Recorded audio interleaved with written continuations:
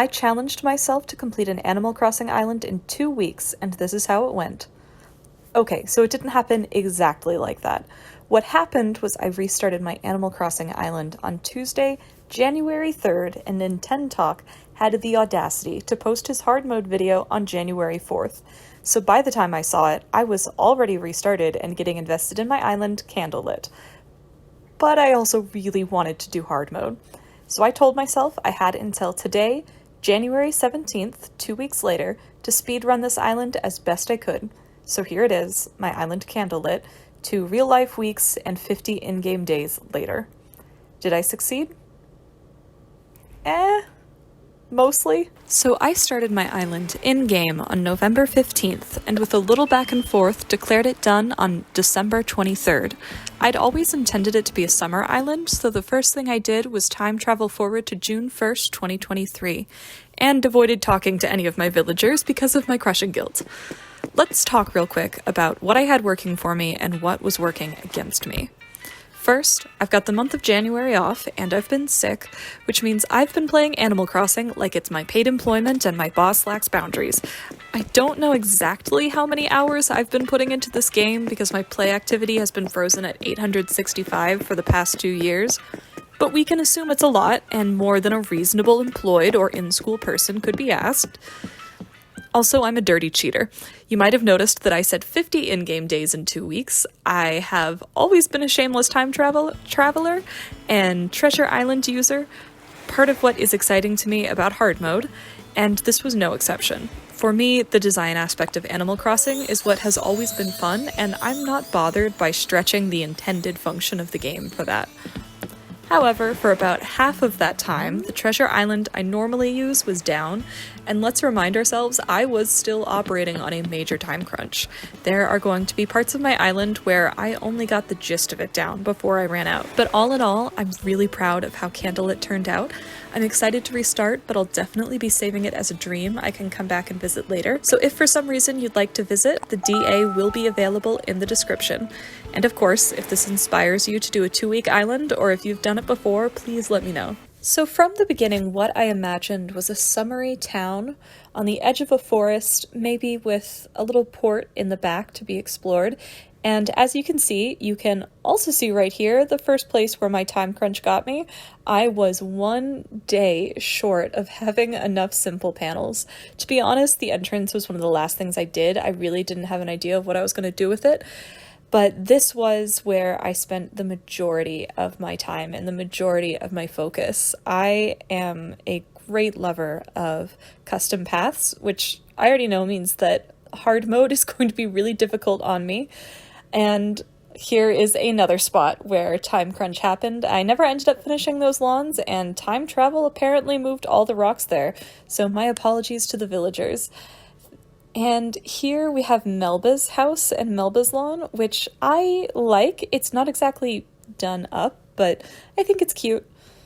And I think it gives her space. I had the idea of like a little outdoor movie theater with like sleeping bags and cozy chairs. Did not have the chance to get the chairs. I do love the little plaza that I made up. It was really simple. As you can see, it was also where I did a lot of my DIY and where I kept my storage shed. I kept it simple since I knew I was on a time crunch, so just some fountains, some plants, keeping it symmetrical, keeping it simple. I used a lot of these light arches that you're going to see. It was just a quick way for me to spice it up a little, make it a little bit pretty and less simple.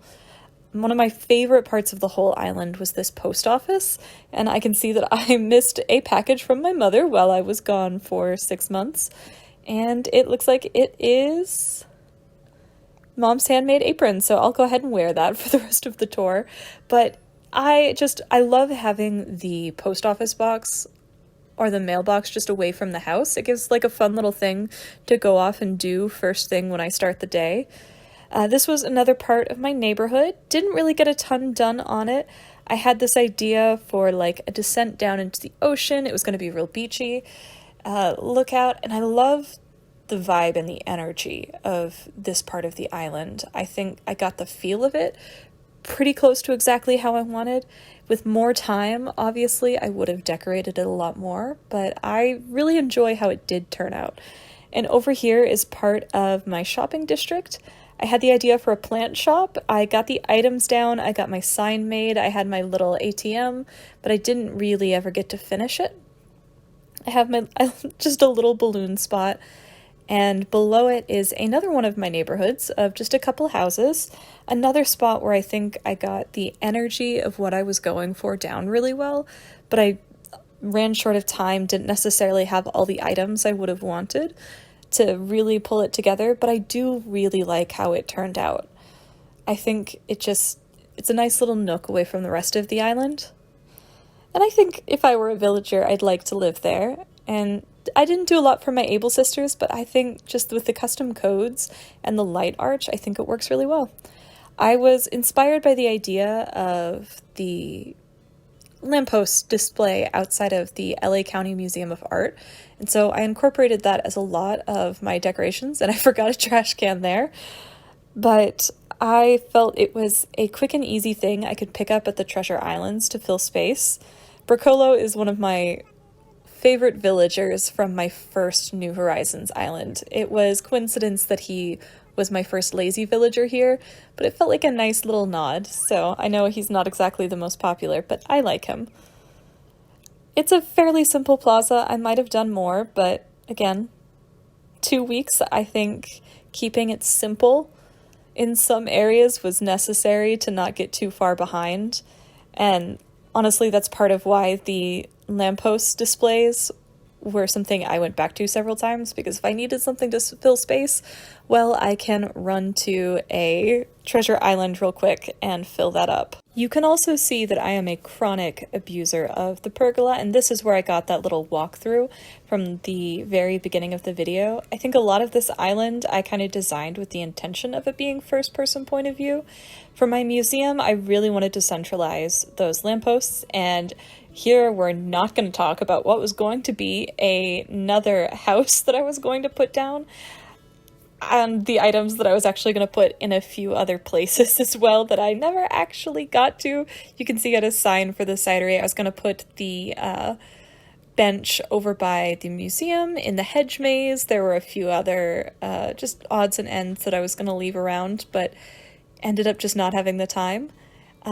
I had this vision of all of the houses that I was going to put down as being like an apartment complex, and I knew once I decided I was going to restart again, I was not going to have the time to do all of them, and I really wasn't even going to have the interiors. So there are no interiors on this island that are actually currently done, but I wanted at least one house put down with the exterior how I wanted, so you can kind of get the vibe. I apologize to anyone who visits. I know that the lamppost can sometimes be a little bit of a pain to navigate, but it looks so pretty at night. Here was what I was most excited to do. I've always wanted to do a port, and it didn't get exactly as far done as I'd wanted. I love the little walk around area with it, but my vision was I was going to put castle gates on the far side of that water to kind of block out some of the division between the real water and the water patterns and make it look like the ships were going in and out of the gate. But I think even so, it still feels immersive, I think, is the word I'd want to use, especially from angles like this, where it kind of just feels a little bit more cohesive than when you get close to the edge. It feels like somewhere that you could really walk around and spend a day. I, again, didn't really have the chance to place down a ton of decorations, but I think between the fencing and what I was able to put down, and with the ports in the distance, I think it doesn't feel as empty as if I had maybe just one solid color or just grass there. It still feels like a place, if that's, oh gosh, now that's probably not the best way to describe it. I'm thinking of Harry Styles. It feels like a movie, but it does to me. It feels like someplace that you can walk through and really explore. I did use up all of my staircases though, so we have a ladder on the other side, and we're going to ignore the weeds. I love a good hedge maze, so when I was running low on time, I decided that would be a good way to fill up the last of the space and be a transition from my museum. That's where I was going to put the bench. It was going to be a nice little rest area. I was going to fill up those spots where you see the tile with art, but I actually never got red on my island in all of this time. He showed up once, and I forgot to actually go to his boat. And so I never saw him again after that until I got him on Harv's Island. So we're a little bit lacking on art on this island, but it's okay. I think hedge mazes are still fun on their own. We'll go ahead and jump down here so I can show you the next part of the island. This is where my house is. As you can see, I forgot the Christmas wreath on it. I never did get to decorate the inside. The apple cider stand was something I was really excited about and planning from the beginning. I got like the basic idea down, picked out my patterns, but I never finished it. For the beach, I was planning like a little spa spot, never finished that, so we're just gonna pick up that table and go. You can see Meringue. She was a random villager that autofilled, but I really like her. I've never had her on an island before. I love the design of the house, even if I didn't do a lot of decorations in front. I think just kind of the rustic feel of it works well with the path and the trees and the apple cider stand next to it. I don't think it needed more. We'll grab that wreath before we continue. But I think the simplicity of it works well. And I had the image of like a state park forest on the right side of my island.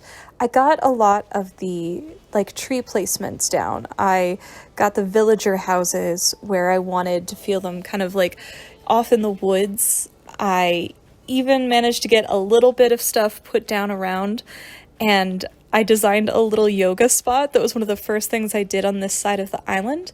I even downloaded all of these paths that I wanted to use on this side of the island. I had, some designs I wanted to add into it, but as time was coming down, I decided to just focus my energy on putting in landscaping so that it had more of that feel of being lost in the woods, even if it wasn't really fully designed. I still wanted you to be able to feel like you were wandering through the trees when you were on that side of the island, and while it was not perhaps quite as much as I would have liked if I'd had more time, I overall am a fan of how it turned out. I do think that's a really cute placement for the campsite, and I'm proud of that. You can kind of see as you're wandering through that I had this idea for windmills that I was going to be incorporating a lot more smoothly, which it ended up being just I'm gonna throw them there until I have time to place them properly, which, surprise, didn't happen. But here is my last house, and apparently after all of this time we do finally get red. So I decided that I would give him one chance and I would go see him. It felt like a silly and slightly comical end to my time on Candlelit, and I wandered over here to say my goodbyes, and Melba came out and joined me one last time. I've really loved this island, but now I somewhat met my goal.